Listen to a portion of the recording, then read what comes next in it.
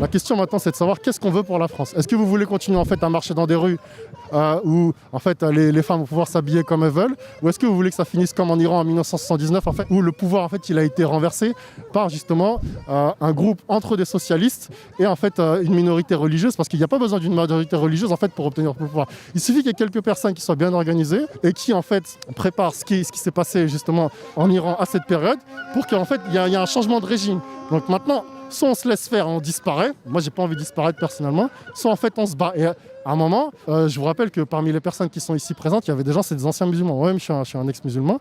Donc, si ces gens en fait ont réussi en fait à ouvrir les yeux sur la réalité de ce qu'est l'islam, d'autres musulmans doivent ouvrir les yeux aussi. Et en fait, il faut plus essayer d'avoir une position consensuelle, parce qu'eux, ils n'ont jamais de position consensuelle. Ils ont la position comme par exemple c'était l'échevine de Molenbeek là, qui il y a quelques jours en fait a dit si vous êtes pas content, dégagez. Mais vous vous rendez compte de la gravité de ce qu'elle a dit, jusqu'à ce que Elon Musk lui-même en fait il intervienne sur les réseaux sociaux.